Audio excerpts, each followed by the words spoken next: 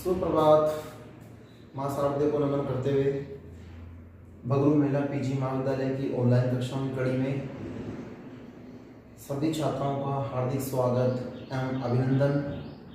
आज हम बीए और बीए बीएड तृतीय वर्ष के विषय इतिहास के रूप में आधुनिक भारत या आधुनिक भारतीय इतिहास प्रथम प्रश्न पत्र को लेंगे, जिसका समय 1761 से 1971 तक यानी वर्तमान समय तक का जो माना गया है।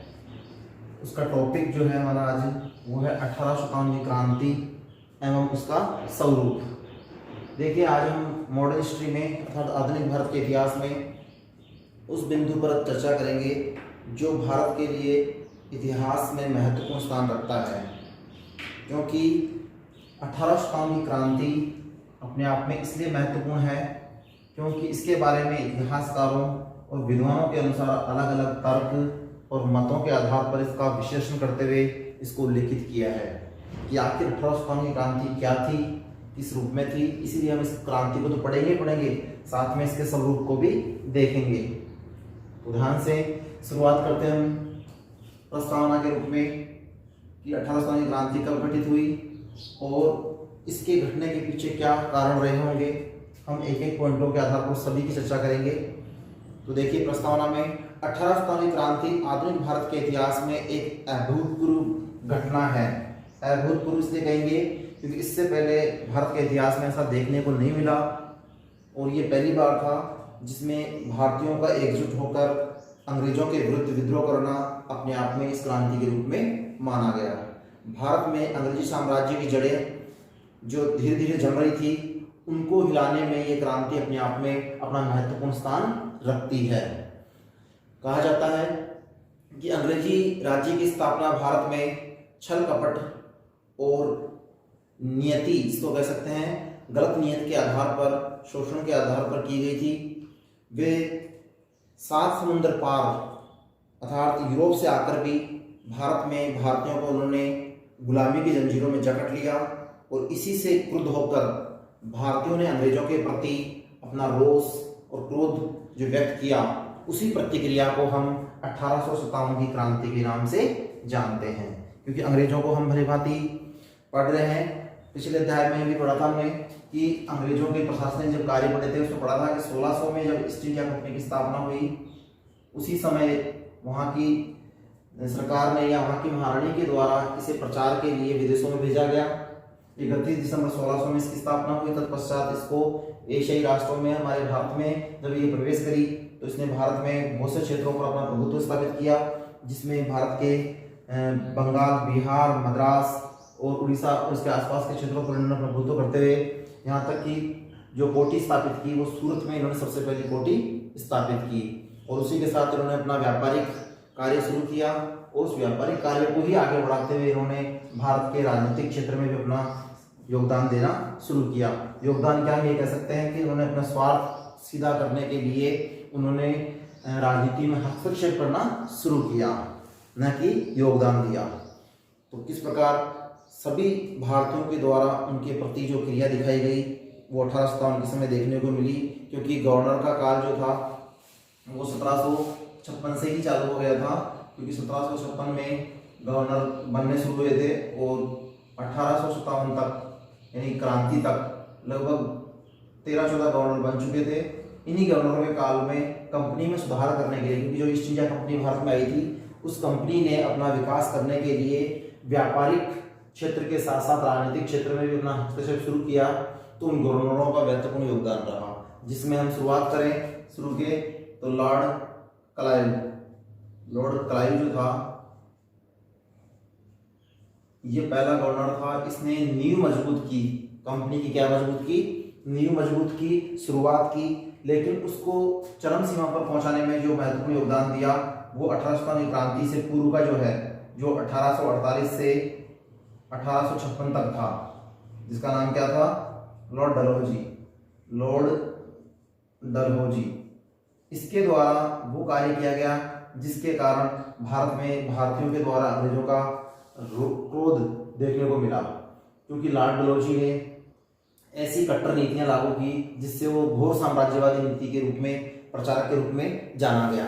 उसने भारतीय राजाओं को गोद निषेध प्रथा को करते हुए भारतीय राजाओं के जिनके संतान नहीं थी उनके राज्य को हड़प नीति के आधार पर अपनी कंपनी में मिला लिया। इसी के अलावा और भी बहुत से ऐसे तरीके थे जिनके आधार पर समय समय के अनुसार गवर्नरों ने वो कार्य किए जिससे अंग्रेजों के विरुद्ध भारतीय सैनिक और मध्यम वर्ग धीरे धीरे उनका विरोधी होने लगा।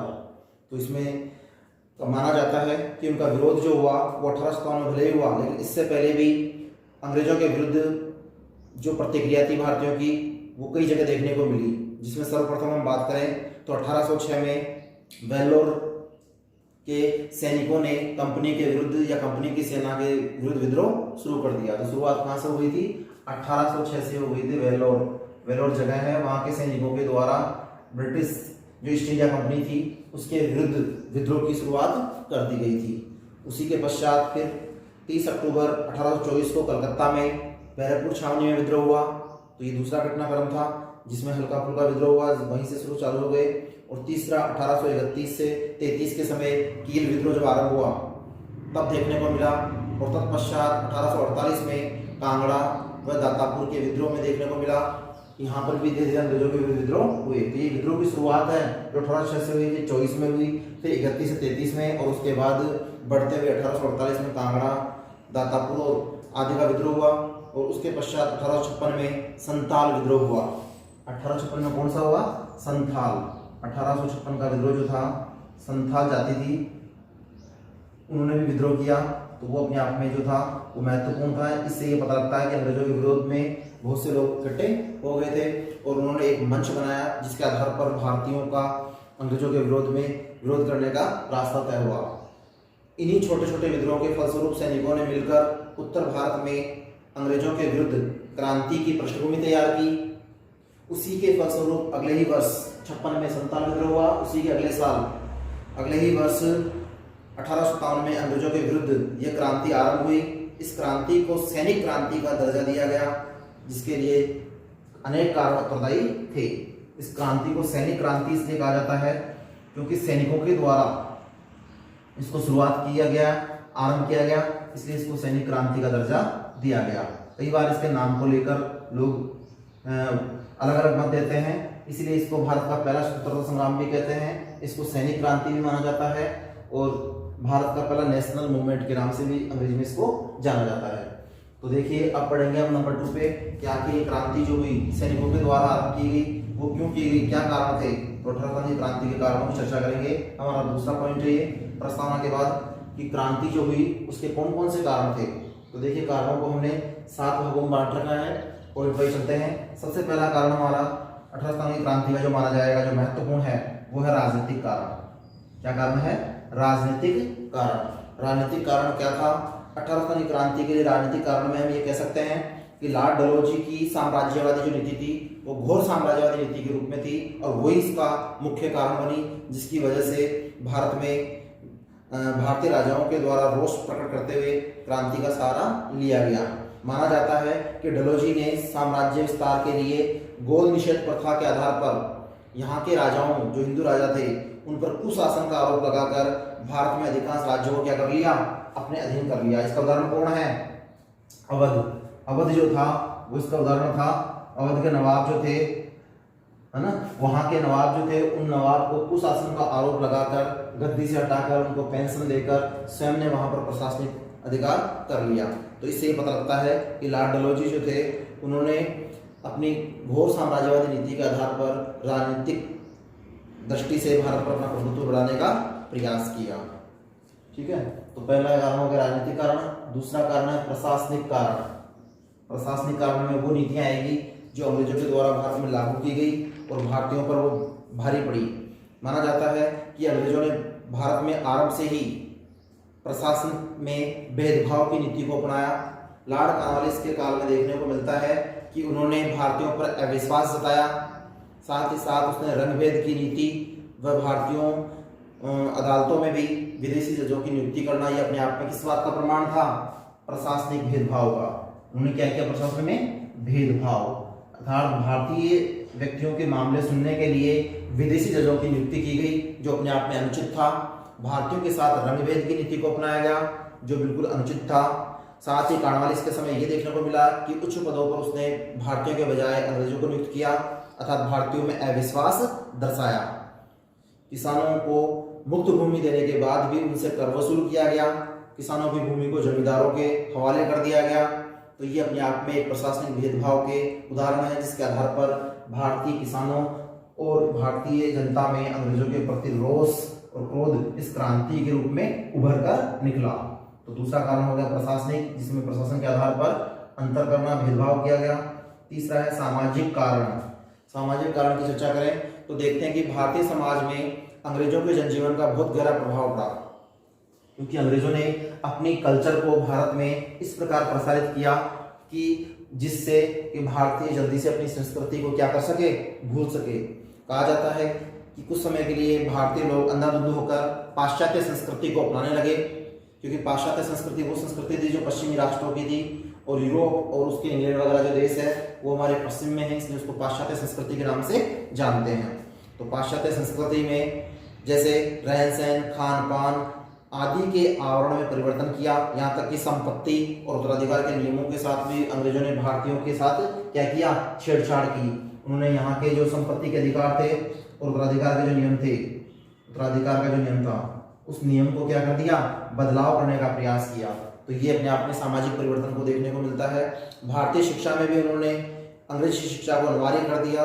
इससे ये भी पता लगता है कि वो भारतीयों को अपने रंग में डालना चाहते थे, क्योंकि उनका मानना यही था कि भारतीय भले ही वर्ण से भारतीय हो, रंग से भारतीय हो, लेकिन कार्य के आधार पर वो अंग्रेजों की तरह काम करे। इसीलिए उन्होंने भारतीयों को अंग्रेजी शिक्षा देना शुरू किया। लॉर्ड मैकाले के समय अंग्रेजी शिक्षा को आरंभ किया गया। उसी के साथ साथ यहाँ पर भारत में परंपरागत रूढ़िवादिता और सामाजिक जो परंपराएं थी उनको उन्होंने घटाने के बजाय उनको बढ़ाने के लिए बल दिया, अर्थात भारत में बुराइयों को उन्होंने ज़्यादा प्रसारित किया, उनको हवा दी। तो ये अपने आप में एक कारण था जिसको हम सामाजिक कारण कह सकते हैं। चौथा जो है आर्थिक कारण। आर्थिक कारण में हम कह सकते हैं कि अंग्रेजों ने जितना राजनीतिक शोषण नहीं किया उससे भी कई ज़्यादा भारत में क्या किया, आर्थिक शोषण किया। तो ये भी याद रहे, अर्थ अर्थात धन का यहाँ पर क्या किया उन्होंने, निष्कासन। धन को उन्होंने अपने साथ अपने देश ले गए, तो वो अपने आप में धन निष्कासन माना जाता। दादाभाई नौरोजी इसीलिए कहा करते थे कि अंग्रेजों का जो था वो भारत से धन ले जाना अपने आप में अनुचित था, और उन्होंने इसी धन निष्कासन के सिद्धांत को व्याख्यात करते हुए कहा था कि अंग्रेजों का जो घर है वो उस खड्डे के समान है जिसको कितना ही भर दो फिर भी वो भर नहीं पाता था। इसलिए भारतीय खजाना जो था वो अनाप शनाप किसी भी तरीके से कहाँ पहुँचता जा रहा था, इंग्लैंड जा रहा था, जो अपने आप में भारत को आर्थिक रूप से कमजोर कर रहा था। तो ये भी एक आर्थिक कारण था। भारत में बंगाल, बिहार और उड़ीसा जैसे प्रदेश जो थे वहाँ पर अंग्रेजों को दीवानी का अधिकार तभी मिल गया था जब 1764 में बक्सर का युद्ध हुआ। उसके बाद हार के बाद 1765 में उन्होंने दीवानी, जिसको राजस्व अधिकार कहते हैं, वो उनके अधिकार में आ गया, और राजस्व अधिकार आने के बाद उन्होंने धीरे धीरे उद्योग धंधों को अपने अधिकार में कर लिया, और यहाँ भारतीय कुटीर उद्योग धंधों का क्या होने लग गया, विनाश आरंभ हो गया। और 1813 के चार्टर एक्ट के द्वारा ब्रिटिश व्यापारियों को भारत में व्यापार की अनुमति मिल गई।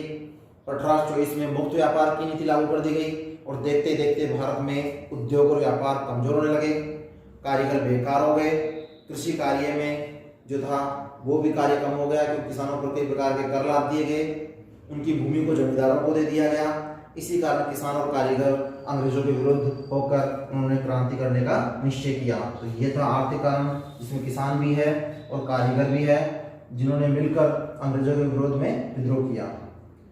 पांचवा है धार्मिक कारण।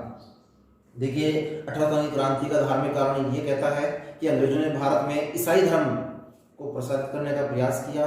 1831 में ईसाई धर्म के आधार पर उन्होंने भारतीय धर्म में ईसाई धर्म की पहचान बढ़ानी शुरू की, और उसी के आधार पर उन्होंने पाश्चात्य संस्कृति को फैलाने के लिए मैकाले के द्वारा 1835 में ईसाई शिक्षा के रूप में अंग्रेजी शिक्षा को भारत में जोड़कर सरकारी और प्राइवेट स्कूलों में बाइबल की शिक्षा को देना अनिवार्य किया। धीरे धीरे भारतीयों के मन में अंग्रेजों के प्रति घृणा का भाव बढ़ने लगा, और इसी से माना जाता है कि लॉर्ड कैनिंग के टाइम में आते आते धर्म के प्रचार के लिए अंग्रेजों ने लाखों रुपए भारत में खर्च किए। तो आपको ये भी ध्यान रहे कि धार्मिक क्षेत्र में लॉर्ड कैनिंग जो था, कैनिंग इसी के टाइम में क्रांति होगी, कैनिंग जो था उसके टाइम में इन्होंने लाखों रुपए क्या किए, धर्म के प्रचार के लिए खर्च किए। तो ये था एक धार्मिक कारण जिसके आधार पर उन्होंने ये कार्य किए। उसके बाद है छठा सैनिक कारण। छठा क्रांति का कारण सैनिक कारण। सैनिकों में भी अपने आप में असंतोष था, इसलिए उन्होंने विद्रोह शुरू किया। अंग्रेजों ने भारतीय सेना की सहायता से ही भारत में सर्वसत्ता प्राप्त की और कंपनी ने बड़ी संख्या में भारतीय सैनिकों को अपनी सेवा में रख रखा था। किंतु उन्होंने क्या किया, लॉर्ड डलहौजी के समय में देखा जाए तो कंपनी की सेना में भारतीय सैनिकों की संख्या 2,38,000 थी, जिसे देसी सैनिक कहते हैं, और अंग्रेजों की संख्या 45,322 थी। किंतु फिर भी उनमें मतभेद इस प्रकार था कि अंग्रेजों को भारतीय सैनिकों के मुकाबले वेतन जो देते थे, भत्ते जो मिलते थे, वो कम दिया करते थे। जैसे उदाहरण के रूप में देखें तो अंग्रेज सैनिकों को 195 रुपये दिए करते थे वेतन के रूप में, तो भारतीयों को इसका आधा भी वेतन नहीं दिया करते थे, अर्थात 35 रुपये भारतीयों को वेतन मिलता था। तो ये अपने आप में एक उदाहरण है कि भारतीयों को 35 रुपये और अंग्रेजों को या अंग्रेज सैनिकों को कितना, 195 रुपये। तो ये अपने आप में एक भेदभाव था जिसमें सैनिकों में मनोबल गिर रहा था और वो अंग्रेजों के साथ किसी प्रकार से लड़ना नहीं चाहते थे। इसी के साथ साथ अंग्रेजों के द्वारा भारतीय सैनिकों को इतनी ही शिक्षा दी जिससे कि वो क्या कर सके, वो खाली एक हवलदार या एक छोटी नौकरी तक, या जिसको कह सकते हैं हम पढ़ाई करके वो बाबू तक की नौकरी कर सके, क्लर्क तक बन सके, यहाँ तक की शिक्षा ही भारतीयों को दी जाती थी, अर्थात वो अधिकारी बनाना नहीं चाहते थे। इसीलिए भारतीय सैनिकों ने अंग्रेजों के प्रति अविश्वास उत्पन्न किया और उसी के परिणाम स्वरूप सैनिकों में ब्राह्मण, राजपूत, जाट और भी कई जातियां जो थे उनके सैनिक थे। इसीलिए उन्होंने अंग्रेजों के धर्म के आधार पर, उन्होंने ईसाई धर्म के आधार पर जबरदस्ती भारतीयों को ईसाई धर्म ग्रहण करने पर बल दिया और उसी के परिणाम स्वरूप उन्होंने क्या किया, उसका विरोध किया। तो ये था सैनिक कारण। सैनिक कारण के आधार पर हम ये जान सकते हैं कि अंग्रेजों ने भारतीयों को जबरदस्ती ईसाई बनाने का प्रयास किया। और उसके बाद अगला और अंतिम कारण है वो है तात्कालिक कारण। तात्कालिक कारण वो कारण है जो महत्वपूर्ण कारण है, इसी की वजह से ये क्रांति 1857 के समय में हुई। हालांकि क्रांति का समय जो था वो पहले अलग निर्धारित किया गया था, 31 मई किया गया था, लेकिन बाद में 10 मई को ही क्रांति आरंभ हो गई थी। तो उसके पीछे क्या कारण था, उसके पीछे उसका तात्कालिक कारण ये देखा जाएगा कि उसमें कौन सी घटना ऐसी घटी जिससे क्रांति समय से पहले आरंभ हो गई। तो देखिए तात्कालिक कारणों में देखते हैं कौन सा कारण है। जैसा कि बताया मैंने कि सेना में कई प्रकार के जाति समुदाय के लोग थे, उन्हीं की भावनाओं को भड़काने के लिए अंग्रेजों ने क्या लिया, एक ऐसा रास्ता चुना जिसके आधार पर भारतीयों में अंग्रेजों के प्रति विरोध हुआ, और वो था गोले बारूद यानी कारतूस। कारतूस का जो प्रयोग था उसको लेकर विद्रोह आरंभ हुआ और वहीं से क्रांति भड़क उठी। तो देखिए इसको हम तात्कालिक कारण को इस प्रकार देखेंगे। भारतीयों में यह विश्वास दृढ़ होता जा रहा था कि अंग्रेज भारतीय धर्म और रीति रिवाज व संस्कारों की क्या करना चाहते हैं, नष्ट करना चाहते हैं। इसी वातावरण में चर्बी वाले कारतूसों की घटना घटी जिसमें ब्रिटिश एनफील्ड राइफल जो हुआ करती थी, अंग्रेजों के द्वारा एक ऐसी राइफल काम में ली जाती थी जो युद्ध में हथियार के रूप में काम आती थी, जिसको क्या करना पड़ता था, उसमें कारतूस भरने के लिए उसको मुंह से काटना पड़ता था और माना जाता था कि उस कारतूस में सूअर और गाय की चर्बी को मिलाया जाता था, जो कि अपने आप में धर्म के विरुद्ध थी। इसीलिए भारतीय सैनिकों में धर्म के आधार पर विद्रोह हुआ, अर्थात भावनाएं भड़की और कहा जाता है इस कारतूस का प्रयोग करने के लिए चर्बी युक्त टोपी का प्रयोग होता था, जिसे राइफल में डालने से पूर्व मुंह से काटा जाता था। इसी से भारतीय सैनिक भड़क उठे और सर्वप्रथम 26 फरवरी 1857 को बहरामपुर के सैनिकों ने क्या किया, विद्रोह की शुरुआत की। तो शुरुआत तो फरवरी में हुई थी, कब, 26 फरवरी 1857 को, 26 फरवरी 1857 को। लेकिन ये यहाँ पर हल्का फुल्का था, उसके पश्चात और आगे बढ़ा और उसके बाद 29 मार्च 1857 को मंगल पांडे के द्वारा विद्रोह कर दिया गया। तो याद रहे 29 मार्च यहाँ पर अब किसके द्वारा किया गया, 1857 को मंगल पांडे के द्वारा। यही पहले नेता थे जिनके द्वारा विद्रोह किया गया, बाद में इन्हें फांसी की सजा दे दी गई। इसलिए मंगल पांडे जो थे, मंगल पांडे के द्वारा क्रांति की शुरुआत या बिगुल बजाया गया और उसके पश्चात धीरे धीरे क्रांति की आग बढ़ती गई और 2 मई 1857 को लखनऊ में विद्रोह हो गया और इसके पश्चात ये विद्रोह अवध तक फैल गया और धीरे धीरे सैनिकों की टुकड़ियां 10 मई तक दिल्ली की ओर बढ़ने लगी। 10 मई जो था वहां तक आते थे दिल्ली की ओर बढ़ने लगी और यहीं से माना जाता है कि क्रांति की शुरुआत हो गई है। 10 तारीख जो मानी जाती है, 10 मई जो मानी जाती है, वो क्रांति की निश्चित डेट तो नहीं है, लेकिन वहां से मानी जाती है जहां से क्रांति का आरंभ हुआ। और उसके बाद सभी एकजुट होकर दिल्ली की ओर बढ़ने लगे, क्योंकि उन्होंने दिल्ली में उस समय के मुगल बादशाह बहादुर शाह जफर जो थे, उन्हें अपना वयोवृद्ध नेता होने के कारण उन्हें क्रांति का नेता स्वीकार किया। तो ये थे क्रांति के कारण। अब है क्रांति की घटनाएं एवं प्रसार। देखिए, क्रांति की घटनाएं और प्रसार की बात करें तो इस क्रांति को प्रसारित करने में बहुत से क्षेत्रों का योगदान रहा, लेकिन मुख्य रूप से इसमें क्रांति के जो प्रसार हुआ वो हम केंद्र के रूप में देख सकते हैं। जो ये है कि भारतीय 1858 क्रांति जो हुई उसके प्रमुख केंद्र ये निम्नलिखित थे, जैसे मेरठ, दिल्ली, कानपुर, लखनऊ, झांसी, ग्वालियर, इलाहाबाद, जगदीशपुर ये बिहार में है, बरेली, फैजाबाद, फतेहपुर, अवध और बिहार और राजस्थान भी है। इस प्रकार से ये क्रांति के वो केंद्र है जो अपने आप में महत्वपूर्ण है, जहाँ पर क्रांति भड़की। इसीलिए क्रांति को अगर हम पॉइंटों के अनुसार पढ़ें तो दिल्ली में बख्त खान के द्वारा 11-12 मई को विद्रोह किया गया तथा क्रांति का नेतृत्व किया गया बख्त खान दिल्ली के अंदर, ठीक है। उसी के साथ साथ कानपुर में नाना साहब और तात्या टोपे के द्वारा 5 जून को किया गया। तीसरा लखनऊ में बेगम हजरत महल के द्वारा किया गया क्रांति का नेतृत्व। तो इससे ये पता लगता है कि प्रसार के साथ साथ क्रांति के केंद्र के साथ साथ नेता, क्रांति में कौन कौन से नेताओं का योगदान रहा, क्या क्रांति का प्रसार करने के लिए कौन कौन से नेताओं ने अपना योगदान दिया। झांसी में रानी लक्ष्मीबाई, इलाहाबाद में लियाकत अली, जगदीशपुर में कुंवर सिंह, बरेली में खान बहादुर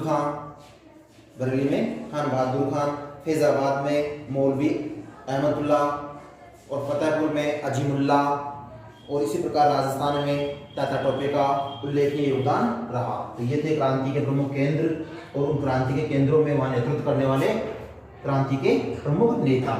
इन नेताओं के द्वारा इस क्रांति को आगे बढ़ाया गया। अब है घटनाओं में देखिए ध्यान से। 11 मई 1857 को मेरठ सैनिकों ने दिल्ली की ओर कूच किया। मेरठ से सैनिक कहाँ पहुंचे? दिल्ली की ओर कूच किया। मेरठ में क्रांति की शुरुआत हो चुकी थी और मेरठ से सैनिक कहाँ पहुंच रहे थे? दिल्ली की ओर कूच कर रहे थे, क्योंकि 26 फरवरी 1857 को बहरामपुर से शुरुआत हुई, 29 मार्च 1857 को मंगल पांडे ने किया और 2 मई 1857 को लखनऊ में और 10 मई तक दिल्ली की ओर उन्होंने बढ़ना शुरू कर दिया। इसीलिए सैनिकों के द्वारा दिल्ली की ओर कूच किया। रास्ते में अनेक अधिकारियों को उन्होंने मौत के घाट उतार दिया और धीरे धीरे क्रांति का नेतृत्व करते हुए उन्होंने बहादुर शाह जफर को अपना नेता चुन लिया।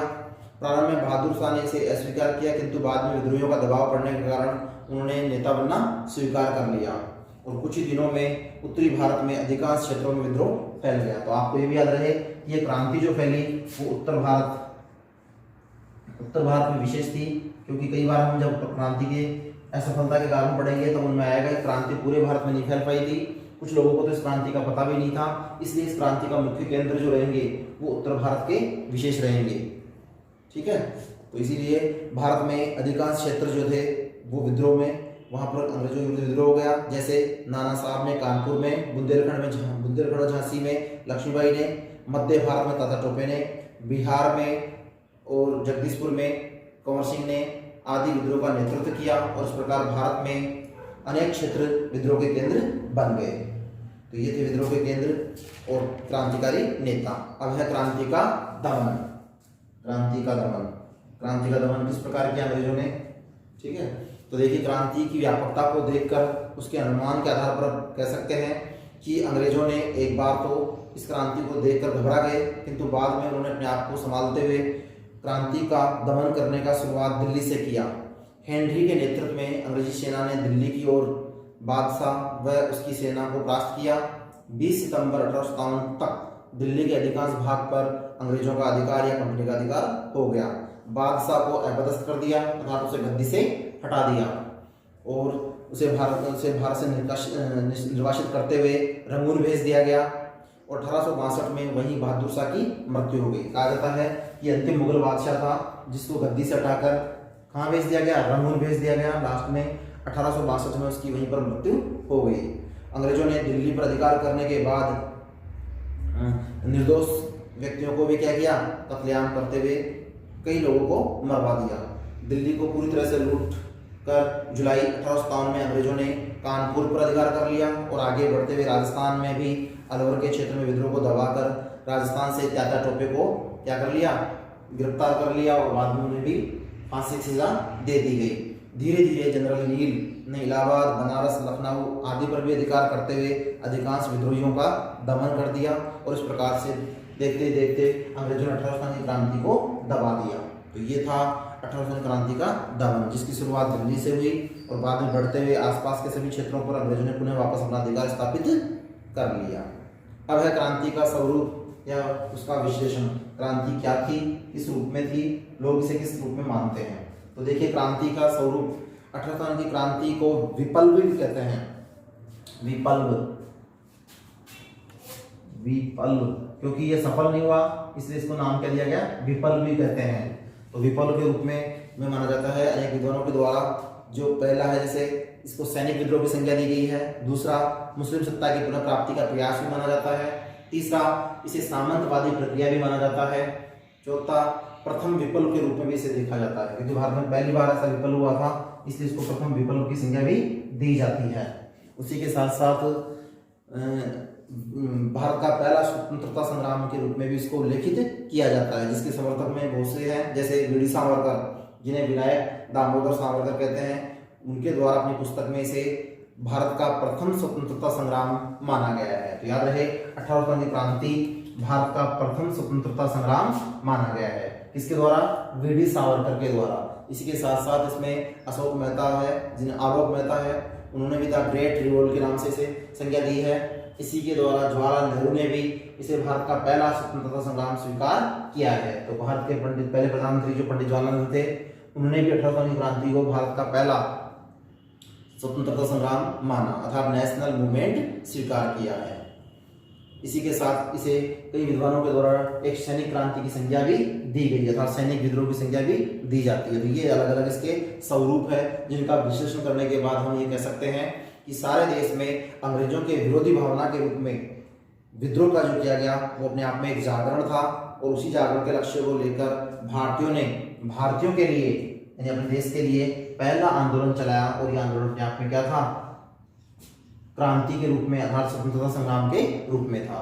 इसीलिए भारत का पहला स्वतंत्रता संग्राम का प्रयास माना गया है। अंग्रेजों ने जो भारत में अपना अधिकार बढ़ाया तो भारतीयों ने पहली बार अंग्रेजों के विरुद्ध जो आवाज उठाई वो इसी समय उठाई गई थी, इसीलिए इसको भारत का प्रथम स्वतंत्रता संग्राम माना जाता है।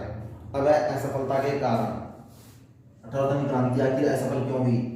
इतना कुछ करने के बाद भी इसमें सफलता क्यों नहीं मिली? तो देखिए 1857 क्रांति की सफलता के कारणों में बहुत से कारण है। अंग्रेजों को भारत में बाहर निकालने के लिए 1857 की क्रांति में जो संघर्ष हुआ उसमें निम्नलिखित असफलता के कारण है, जैसे मेरठ का विद्रोह, सिखों व गोरखों की गद्दारी, योग्य नेताओं का अभाव, नरेशों का असंतोष, असहयोग। बहुत से देसी राजा थे जिन्होंने क्या नहीं किया, इस क्रांति में सैनिकों का साथ नहीं दिया, उन्होंने अंग्रेजों की साथ दिया। तो नरेशों का असहयोग, दक्षिण भारत की उदासीनता, दक्षिण भारत में इस क्रांति के बारे में पता ही नहीं था अर्थात उनका इसमें किसी प्रकार से योगदान नहीं रहा। नागरिकों का असहयोग, आम लोगों का भी इसमें ज्यादा सहयोग नहीं रहा। केंद्रीय संगठन का अभाव, इसका नेतृत्व करने के लिए विशेष किसी केंद्रीय सत्ता का विशेष योगदान नहीं रहा अर्थात केंद्रीय संगठन का अभाव। लॉर्ड कैनिंग की उदारता, लॉर्ड कैनिंग जो था उसमें गवर्नर था क्योंकि 56 तक कौन था? डलहौजी। 56 के बाद क्रांति के समय लॉर्ड कैनिंग जो था उसने यहाँ क्या बताई, अपनी उदारता को प्रदर्शित किया। अंग्रेजों की अनुकूल परिस्थितियाँ 1857 की क्रांति में उनके सफल होने के पीछे उनकी परिस्थितियाँ भी अनुकूल रही क्योंकि उन्होंने झट से क्रांति को आरंभ होते ही दबा दिया। तो ये अपने आप में उनका द्वारा किया गया कार्य या दमन करना उनकी अनुकूलता को सिद्ध करता है। तो इस प्रकार से ये 8-9 पॉइंट है जिनके आधार पर हम असफलता को देख सकते हैं। तो परीक्षा में कई बार 1857 की क्रांति के कारण पूछते हैं तो ये आएंगे, आखिर क्यों हुई और अगर ये पूछते हैं कि क्रांति की असफलता के कारण, तब फिर आपको ये पॉइंटों बताने पड़ेंगे कि किस प्रकार ये क्रांति असफल रही। अब है अंतिम, जिसमें हम क्रांति के महत्व को या परिणाम को पढ़ेंगे कि आखिर इस क्रांति का भारत में क्या परिणाम रहा और इसका महत्व किस रूप में देखते हैं। तो देखिए, यद्यपि 18 की क्रांति विफल के रूप में असफल रही, किंतु फिर भी इसके अभूतपूर्व और व्यापक और स्थायी परिणाम सिद्ध हुए। कैसे? सबसे पहले कंपनी के शासन का अंत हो गया। कंपनी का शासन जो 1600 से ईस्ट इंडिया कंपनी के रूप में भारत में स्थापित था, और 1757 से उन्होंने अपना अधिकार करना शुरू किया राजनीति में, और उसके बाद 1857 में आते आते कंपनी को क्या कर दिया, पूरी तरह समाप्त कर दिया और अब सीधा शासन ब्रिटिश पार्लियामेंट यानी वहाँ की रानी के द्वारा संचालित किए गए, और वहाँ की रानी जो थी उसके माध्यम से सीधा शासन का संचालन किया गया।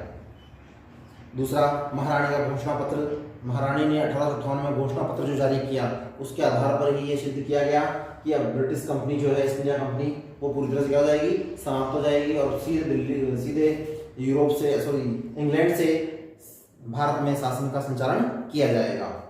तीसरा, सेना का पुनर्गठन। सेना को पुनर्गठित किया गया इस क्रांति के बाद। सांप्रदायिकता व घृणा की उत्पत्ति धर्म के आधार पर फैला दी गई। प्रशासन में निम्न पदों पर भारतीयों और उनके कुप्रभाव, ये भी एक परिणाम देखने को मिला कि प्रशासन के निम्न पदों पर किनको दिया गया, भारतीयों को, जिससे भारतीयों में मानसिक रूप से कुप्रभाव देखने को मिला। आर्थिक प्रभाव, अब आर्थिक रूप से भारत धीरे धीरे और भी कमजोर होने लगा और अंग्रेजों के द्वारा भारतीय धन संपदा को अंग्रेजों के द्वारा भारत से बाहर इंग्लैंड में ले जाए जाने लगी। सातवां है, भारतीयों को कई प्रकार की लाभ भी दिए गए जो कि सुधारात्मक प्रयास के रूप में दिए गए। तो ये परिवर्तन थे, ये महत्व था 18 क्रांति का, जिसके आधार पर उन्होंने भारत में सुधार करने का प्रयास किया। तो ये 7-8 पॉइंट है जिनके आधार पर हम महत्व और परिणाम को देख सकते हैं। तो आज के लिए इतना काफ़ी है। आज हमने पढ़ा है 18 की क्रांति को, जिसका स्वरूप उसके विशेषण के आधार पर पढ़ा है और उसके कारण और उसके परिणाम ज़्यादा महत्वपूर्ण है, जिनको विशेष रूप से याद रखना है, और उसके प्रमुख केंद्र। तो ये थे 18 की क्रांति के भारत के, उत्तर भारत के प्रमुख केंद्र। आज इतना ही काफ़ी। नेक्स्ट अगली क्लास में अगला टॉपिक लेंगे। तब तक के लिए धन्यवाद।